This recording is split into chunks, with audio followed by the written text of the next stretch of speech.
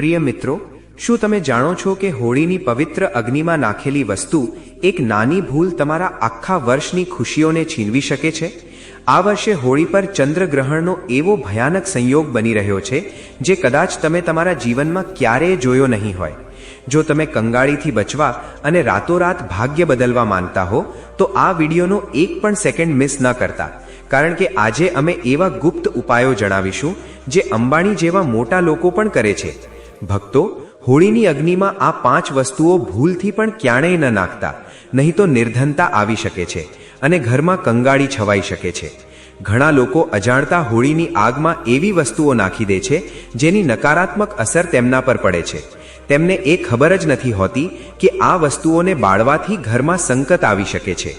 એટલા માટે આ વિડીયોમાં અમે તમને જણાવીશું કે કઈ વસ્તુઓ હોળીની આગમાં બિલકુલ ન નાખવી જોઈએ અને કઈ વસ્તુઓ નાખવી શુભ માનવામાં આવે છે. આ વર્ષે હોળીનો પવિત્ર તહેવાર એક અત્યંત દુર્લભ અને ગંભીર સંયોગ સાથે આવી રહ્યો છે. રંગો અને ઉલ્લાસનો આ તહેવાર આ વખતે ચંદ્રગ્રહણની છાયામાં મનાવવામાં આવશે. ભદ્રાનો પ્રભાવ અને ખંડગ્રાસ ચંદ્રગ્રહણ બંને એક સાથે હોવા તે સાધારણ વાત નથી. શાસ્ત્રોમાં જ્યારે પણ કોઈ મોટા પર્વ પર ગ્રહણ લાગે છે ત્યારે તેને વિશેષ સાવધાની અને નિયમો સાથે ઉજવવાનો નિર્દેશ આપવામાં આવે છે. આવા સમયે હોલિકા દહનને લઈને લોકોના મનમાં સ્વાભાવિક રીતે દ્વિધા ઊભી થઈ છે કે અગ્નિ પ્રગટાવવાનો સાચો સમય કયો રહેશે. પંડિતો અને જ્યોતિષાચાર્યોના મત અનુસાર આ વર્ષે હોલિકા દહન 3 માર્ચે જ કરવામાં આવશે, જ્યારે 4 માર્ચે ધૂળેટી પર રંગોનો ઉત્સવ મનાવવામાં આવશે. પૂર્ણિમા તિથિની શરૂઆત 2 માર્ચ 2026ના રોજ સાંજે 5:55 થશે અને તેનું સમાપન 3 માર્ચના રોજ સાંજે 5:07 થશે. પૂર્ણિમા તિથિ ચાલુ હોય ત્યારે જ હોલિકા દહન કરવું શાસ્ત્રસંમત માનવામાં આવે છે. તેથી તિથિ અને ગ્રહણની સ્થિતિને ધ્યાનમાં રાખીને આ નિર્ણય લેવામાં આવ્યો છે. આ વખતે હોળીના દિવસે પડનારું ચંદ્રગ્રહણ ખંડગ્રાસ હશે. આ ગ્રહણ માત્ર ભારતમાં જ નહીં પરંતુ વિશ્વના અન્ય ઘણા દેશોમાં પણ દેખાશે. ગ્રહણનો પ્રભાવ ધાર્મિક દ્રષ્ટિએ અત્યંત સંવેદનશીલ માનવામાં આવે છે. તેથી ગ્રહણ કાળમાં પૂજાપાઠ, ભોજન અને અન્ય શુભ કાર્યોને લઈને વિશેષ નિયમોનું પાલન આવશ્યક રહેશે.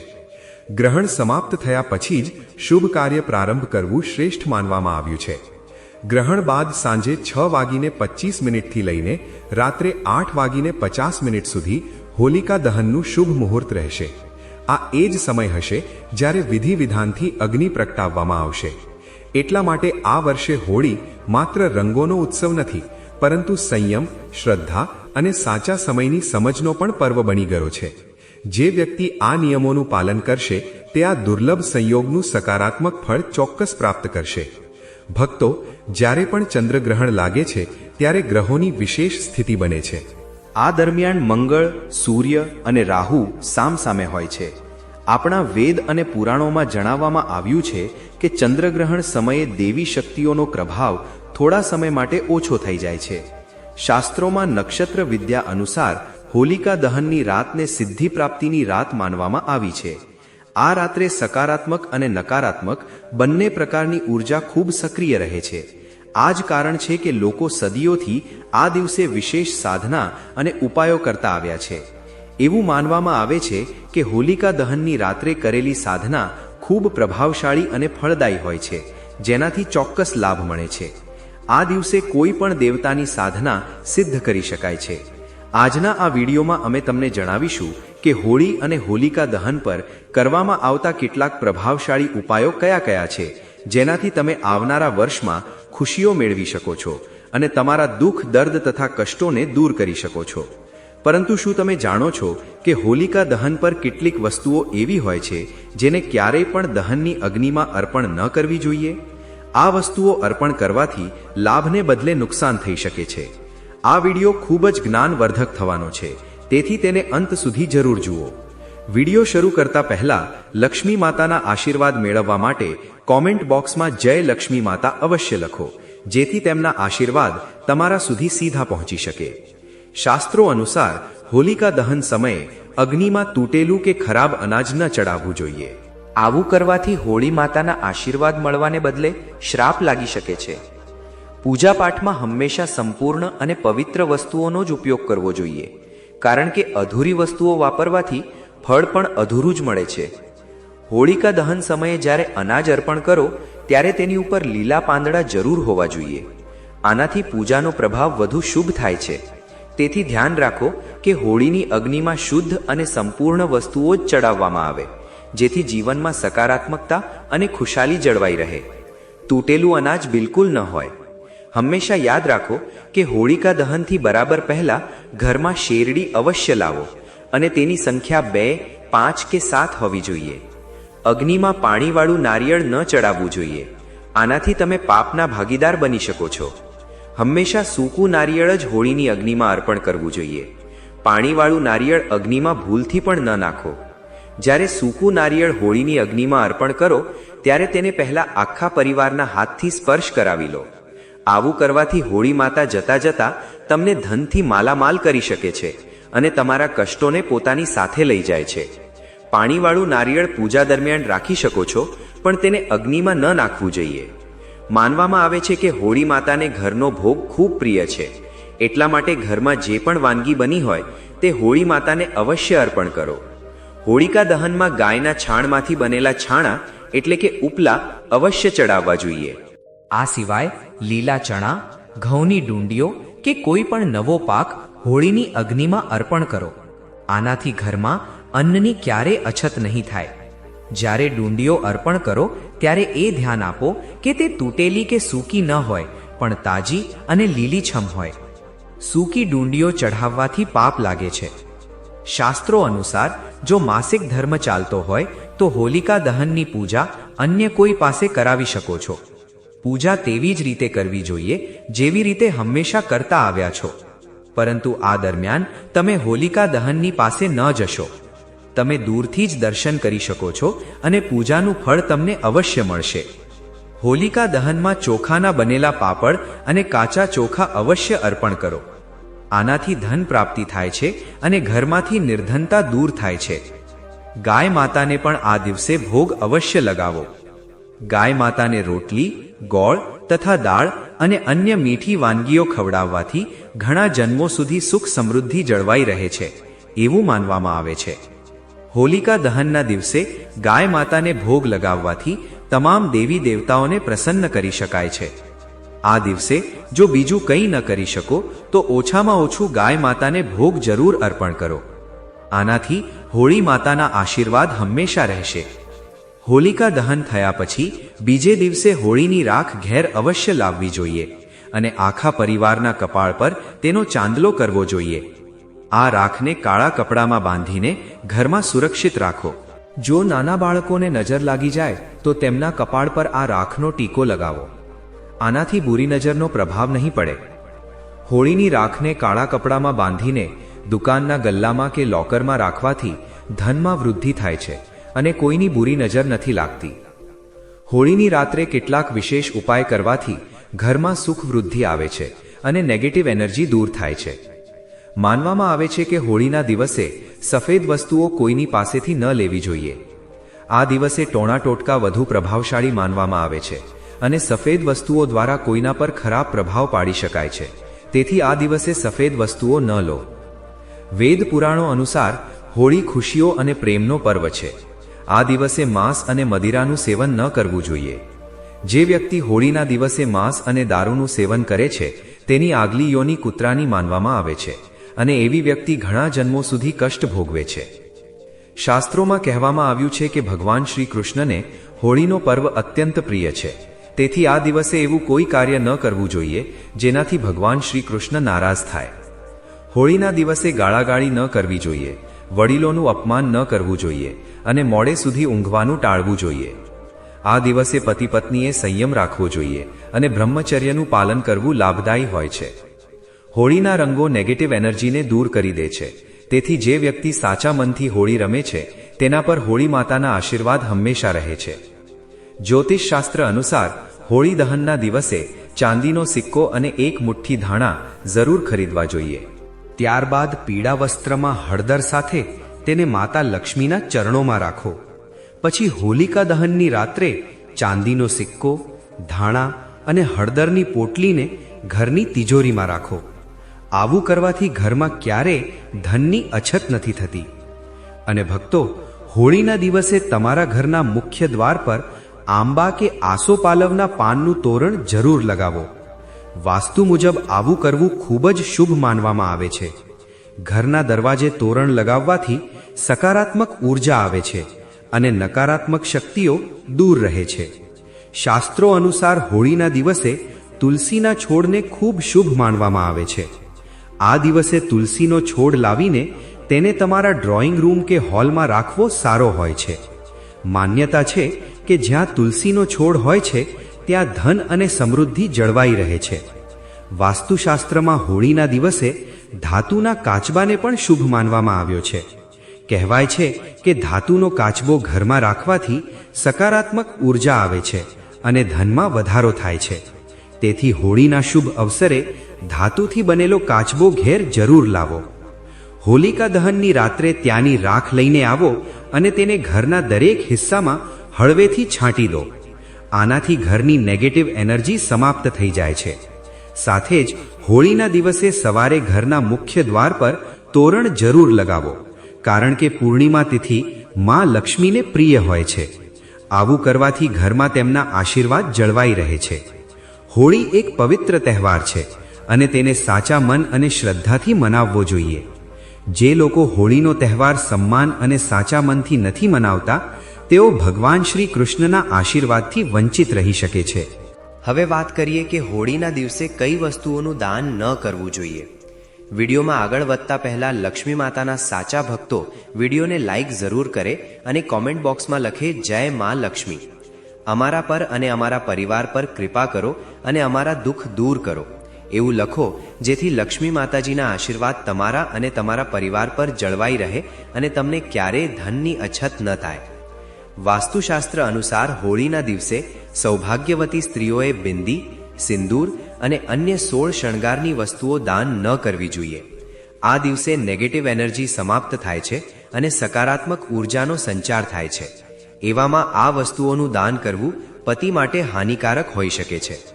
સામાન્ય રીતે વસ્ત્ર દાન કરવું પુણ્યનું કાર્ય માનવામાં આવે છે, પરંતુ હોલિકા દહન અને રંગોવાળી હોળીના દિવસે વસ્ત્રોનું દાન ન કરવું જોઈએ. વાસ્તુશાસ્ત્ર અનુસાર આ દિવસોમાં વસ્ત્રોનું દાન કરવાથી વ્યક્તિની સુખ, સમૃદ્ધિ અને ખુશહાલી પ્રભાવિત થઈ શકે છે. વાસ્તુશાસ્ત્ર અનુસાર હોલિકા દહનના દિવસે પૈસાનું દાન ન કરવું જોઈએ. આવું કરવાથી આર્થિક સ્થિતિ પર નકારાત્મક પ્રભાવ પડી શકે છે. જો કોઈ વ્યક્તિ ઘણા દિવસોથી ધનથી પરેશાન છે, તેના જીવનમાં પૈસા નથી આવી રહ્યા, ધનની સમસ્યાઓથી ઝઝૂમી રહ્યો છે, જો તે આ ઉપાય પૂરા મન, ભાવ અને શ્રદ્ધાથી કરી લે છે, તો સમજો તેની પરેશાની હંમેશ માટે દૂર થઈ જશે. જાણી લઈએ આપણે એવો કયો ઉપાય છે જે આપણે હોલિકા દહનવાળા દિવસે કરવાનો છે. જો આર્થિક પરેશાની હોય તો હોલિકા દહન સમયે 7 ગોમતી ચક્ર આગમાં નાખો અને શ્રી મહાલક્ષ્મી નમઃ મંત્રનો જાપ કરો. આનાથી ધન આગમનના માર્ગ ખુલે છે અને દેવામાંથી મુક્તિ મળવાની સંભાવના વધે છે. સાથે જ તમારું કેટલું પણ જૂનું દેવું હોય, કોઈ પણ ધન સંબંધિત પરેશાની હોય, તમારે માત્ર ને માત્ર આ 7 ગોમતી ચક્રવાળો ઉપાય તો અવશ્ય કરી જ લેવો જોઈએ. આ ખૂબ જ શક્તિશાળી અને પ્રભાવશાળી ઉપાય છે. પહેલાના જે મહાત્મા વગેરે હોય છે તેઓ આ ઉપાય જરૂર કરે છે અને જે મોટા લોકો હોય છે તેઓ પણ આ ઉપાય જરૂર કરે છે. આ ગુપ્ત ઉપાય તમને કોઈ નહીં જણાવે, માત્ર ને માત્ર અમારી ચેનલ પ્રાચીન જાણકારી જ જણાવશે. અંબાણીના ઘરે પણ આ જોવા મળે છે. જ્યારે પણ હોલિકા દહન થાય છે ત્યારે તેઓ પણ આ ગોમતી ચક્રનો પ્રયોગ જરૂર કરે છે. જો તમારા જીવનમાં આ વિડીયો થોડો પણ ઉપયોગી હોય તો તમે એકવાર વિડીયોને જરૂર લાઈક કરી દો. આનાથી અમારો વિડીયો બનાવવાનો ઉદ્દેશ્ય છે તે વધી જાય છે અને અમને વધુ ઉત્સાહ થાય છે કે અમે તમારા માટે એકથી એક ચડિયાતા ઉપાયો લઈને આવીએ. નંબર 3, સ્વાસ્થ્ય અને રોગનાશ. જો કોઈ વ્યક્તિ પોતાના સ્વાસ્થ્યથી ખૂબ પરેશાન છે અને તે કોઈને કોઈ રોગથી ગ્રસ્ત છે તો તમારે આ દિવસે એક ઉપાય કરવાનો છે અને ખૂબ જ સરળ ઉપાય છે. ચાલો તમને એ પણ જણાવી દઈએ. હળદરની ગાંઠને હોલિકામાં અર્પણ કરવાથી સ્વાસ્થ્યમાં સુધારો આવે છે. સાથે જ તમને નિરોગી જીવન પણ મળે છે. કોઈ પણ જૂનામાં જૂનો રોગ હોય જલ્દી જ સમાપ્ત થઈ જાય છે. અને તમારે હળદરની ગાંઠ એટલે કે સૂકી ગાંઠનો જ ઉપયોગ કરવાનો છે. તમે માર્કેટ વગેરેમાંથી પણ ખરીદીને લાવી શકો છો, અથવા તમારા ઘરમાં હળદરની ગાંઠ પડી હોય તો તેનો પણ ઉપયોગ કરી શકો છો. સાથે જ ભક્તો, આ દિવસે રોગમાંથી મુક્તિ માટે હોલિકાની રાખને તલના તેલમાં ભેળવીને શરીર પર લગાવવાથી લાભ મળે છે. નંબર 4, શત્રુનાશ અને કાનૂની મામલાઓમાં વિજય. ભક્તો, ચાલો હવે તમને એક બીજો શક્તિશાળી ઉપાય પણ જણાવી દઈએ. જો તમારા જીવનમાં કોઈ કાનૂની મામલાઓ સંબંધિત સમસ્યા છે, શત્રુઓ સાથે ઝઘડો વગેરે છે, તેના સંબંધિત ઉપાય અમે તમને આ વિડીયોમાં જણાવી રહ્યા છીએ. ઘણીવાર આપણી નાની નાની લડાઈઓ મોટી થઈ જાય છે અને ઘણા લોકો આપણા શત્રુ બની જાય છે. જો તમારી કોઈ જૂની કાનૂની ફાઇલ ચાલી રહી હોય કે કોઈ કેસ ચાલી રહ્યો હોય તો તે જલ્દીમાં જલ્દી સમાપ્ત થઈ જશે. બસ તમારે એ કરવાનું છે કે હોલિકા દહનની અગ્નિમાં તમારે તમારા શત્રુનું નામ લેતા લેતા એક મુઠ્ઠી કાળા તલ નાખી દેવાના છે. શાસ્ત્રોમાં વર્ણિત છે કે આવું કરવાથી વ્યક્તિના શત્રુઓનો નાશ થાય છે અને વ્યક્તિ પોતાના દુશ્મનો પર વિજય પ્રાપ્ત કરે છે. તો હોલિકા દહનવાળા દિવસે એક મુઠ્ઠી તલ લઈને તમારે હોલિકા દહનની અગ્નિ પાસે જવાનું છે અને તમારા શત્રુનું 7 વાર નામ લીધા પછી તેને અગ્નિમાં નાખી દેવાના છે. ભક્તો, આ વર્ષમાં એક વાર જ તમને તક મળે છે, તો તમારે જરૂર આવું કરવું જોઈએ. કોર્ટ કચેરીના મામલામાં વિજય મેળવવા માટે સિંદૂર અને તેલનો દીવો હોલિકા દહન પાસે પ્રગટાવીને હનુમાનજીનું ધ્યાન ધરો અને 8 વાર હનુમાન ચાલીસા વાંચો. આનાથી તમને કોર્ટમાં ચાલી રહેલા કેસમાં જીત જરૂર હાંસિલ થશે. નંબર 5, વૈવાહિક અને પારિવારિક સુખ. જો તમારા જીવનમાં વૈવાહિક અને પારિવારિક સમસ્યાઓ ચાલી રહી હોય તો તેનો પણ ઉકેલ છે. આ આવનારી હોલિકા દહન ખૂબ જ શક્તિશાળી છે. તમારા લગ્ન સંબંધિત જો કોઈ પતિ પત્ની વચ્ચે ઝઘડો બહુ થતો હોય અને જો કોઈ બહેનના લગ્ન લાંબા સમયથી ન થઈ રહ્યા હોય અને ભાઈ ખૂબ પરેશાન હોય તો તેના માટે પણ હું તમને એક એવો શક્તિશાળી ઉપાય જણાવી દઉં છું. જો તમે આ હોલિકા દહનના દિવસે આવું કરી લો છો તો સમજો તમારી કોઈ પણ મોટામાં મોટી સમસ્યા ચપટી વગાડતા સોલ્વ થઈ જશે. જીવનમાં પ્રેમ વધારવા માટે હોલિકા દહન સમયે 5 ગુલાબના ફૂલ અગ્નિમાં અર્પણ કરો. જો તમે પરિવારની સુખ શાંતિ ઈચ્છો છો અને તમારા પરિવારમાં ક્યારેય ઘર સંબંધિત ક્લેશ વગેરે ન થાય તો તમે હોળીની રાત્રે એક બીજો ઉપાય કરી શકો છો. જે પણ ગંગાજળ છે તેમાં તમે થોડું પાણી નાખો અને ત્યારબાદ આખા ઘરમાં તેનો છંટકાવ કરો. પરિવારની સુખ શાંતિ માટે હોલિકા દહન પછી ઘરમાં ગંગાજળનો છંટકાવ કરો. નંબર 6, બુરી નજર અને ટોણા ટોટકાથી બચાવ. ભક્તો, ઘણીવાર શું થાય છે કે આપણા ઘરમાં જે નાના નાના ભૂલકાઓ હોય છે તેમને ઘણીવાર નજર લાગી જાય છે અને તેમની માતાઓ બહુ જ પરેશાન હોય છે. ઘણા ટોટકા કરે છે પણ નજર નથી ઉતરતી. તમને આ નજર સંબંધિત ઉપાય પણ હું જણાવી દઉં છું. જો તમે આ ઉપાય કરી લો છો તો તમારા બાળકને ક્યારેય નજર નહીં લાગે, તમે ક્યારેય નજરથી પરેશાન નહીં થાઓ અને સમજો તમારું બાળક હંમેશ માટે એક સ્વસ્થ અને ખુશ બાળક બની જશે. તો ચાલો તમને એ ઉપાય પણ જણાવી દઉં. તમારે શું કરવાનું છે? જે હોલિકા દહન થાય છે તે સમયે બાળકોને ખોળામાં લઈને જો બાળક ચાલતું હોય તો તેને ચલાવીને તમારે હોલિકા દહનની 7 પરિક્રમા કરાવી લેવાની છે. જો તમે આવું કરો છો તો સમજો તમારા બાળકને ક્યારેય નજર નહીં લાગે અને જો નજર લાગેલી હશે તો તે પણ સમાપ્ત થઈ જશે. જો ભક્તો, તમે બુરી શક્તિઓથી પરેશાન હોવ, જે બુરી શક્તિઓ તમારા ઘરમાં પ્રવેશ કરી જાય છે, ઘણીવાર તમારા ઘરના સભ્યોને હેરાન કરે છે અને તમે આનાથી બહુ પીડિત છો, તો તમારે શું કરવાનું છે? જે હોળીની રાખ હોય છે તેને તમારે કોઈ કપડામાં બાંધીને તમારા દ્વાર પર લટકાવી દેવાની છે. તો સમજો તે લટકાવેલી રાખની સાથે તમારા ઘરની અંદર કોઈ પણ બુરી શક્તિ પ્રવેશ નહીં કરી શકે અને તમે આનાથી હંમેશ માટે છુટકારો પામી જશો. ઘરના મુખ્ય દ્વાર પર હોલિકાની રાખ છાંટવાથી નકારાત્મક શક્તિઓ પ્રવેશતી નથી. નંબર 7, ભાગ્ય સુધાર અને સફળતા. કોઈ પણ મનુષ્ય હોય, જો તે પોતાના ભાગ્યથી પરેશાન હોય, વારંવાર જીવનમાં મુશ્કેલીઓનો સામનો કરવો પડતો હોય અને જીવનમાં માત્ર ને માત્ર અસફળતા જોવા મળતી હોય, સફળતા ક્યારેય હાથ ન લાગતી હોય અને સમજો ભાગ્ય તો એવું દુર્ભાગ્ય બની બેઠું છે તેના જીવનમાં કે તે બહુ પરેશાન છે. અને ઘણીવાર તો આવી મુશ્કેલીઓથી માણસ આત્મહત્યાના વિચાર પણ કરી લે છે. તો તમને આ હોળીના ઉપાયથી તમારી બધી સમસ્યાઓ, તમારા જીવનમાં જે પણ સમસ્યાઓ ચાલી રહી છે તે શીઘ્રમાં શીઘ્ર તરત જ સમાપ્ત થઈ જશે. ભક્તો, એવું કહેવાય છે કે હોલિકા દહનની રાત્રે ભગવાન વિષ્ણુ અને માતા લક્ષ્મી સાક્ષાત ધરતી પર આવે છે. જો કોઈ વ્યક્તિ આ દિવસે હોલિકા દહનની રાત્રે પૂરી શ્રદ્ધા અને ભાવથી તેમની પૂજા કરી લે છે તો માતા લક્ષ્મીની કૃપા તેના પર એવી વરસે છે કે તેના જીવનમાં આવી રહેલી ધન સંબંધિત કોઈ પણ સમસ્યા હોય તે દૂર થઈ જાય છે અને તે વ્યક્તિ કરોડપતિ બની જાય છે. માતા લક્ષ્મી તેને કરોડપતિ બનવાના આશીર્વાદ આપે છે અને સમજો તેનું નસીબ રાતોરાત તેને કરોડપતિ બનાવી દે છે. માતા લક્ષ્મીની આ રીતે તેના પર કૃપા થાય છે. હોલિકા દહનની રાત્રે ભગવાન વિષ્ણુ અને મહાદેવી લક્ષ્મીની પૂજા કરવાથી સૌભાગ્ય અને પ્રગતિ પ્રાપ્ત થાય છે. જે લોકોને સંતાન સુખની ઈચ્છા હોય અથવા ઘણા પતિ પત્ની બહુ પરેશાન છે, ઘણા દિવસોથી પરેશાન છે, તેમના જીવનમાં કોઈ સંતાન સુખ નથી મળી રહ્યું, તો તમારે આ હોલિકા દહનના દિવસે એક ચમત્કારિક ઉપાય અવશ્ય કરવો જોઈએ. ચાલો અમે તમને જણાવી દઈએ. ભક્તો, જો કોઈ બહેન કે માતાને સંતાન નથી થતું તો સમજો તેનું જીવન નર્ક બનાવી દે છે લોકો, અને તેને ઘણી મુશ્કેલીઓનો સામનો કરવો પડી શકે છે. તો ભક્તો, તમારે શું કરવાનું છે કે હોલિકા દહન સમયે ભગવાન શિવ અને માતા પાર્વતીનું ધ્યાન કરો. ત્યારબાદ અગ્નિમાં નારિયેળ અર્પણ કરવાથી સંતાન પ્રાપ્તિનો યોગ બને છે. હોલિકા દહનમાં પૂરી શ્રદ્ધા અને ભક્તિથી સામેલ થવું જોઈએ. કોઈ પણ ઉપાય કરતી વખતે સકારાત્મક વિચાર અને મંત્ર જાપ જરૂરી છે. જો આ ઉપાયોને યોગ્ય રીતે કરવામાં આવે તો હોલિકા દહનની રાત ચમત્કારિક સિદ્ધ થઈ શકે છે અને જીવનમાં શુભતા વધારી શકે છે. 21 ગોમતી ચક્ર લઈને હોળીની રાત્રે શિવલિંગ પર ચડાવવાથી વ્યાપારમાં લાભ થાય છે. તો મિત્રો, જો તમને આ જાણકારી ઉપયોગી અને માર્ગદર્શન આપનારી લાગી હોય તો વિનંતી છે કે વિડીયોને લાઈક કરો અને તમારા મિત્રો તથા પરિવાર સાથે શેર કરો. વિડીયોના અંત સુધી બન્યા રહેવા માટે આભાર. મળીએ એક નવા વિડીયો સાથે.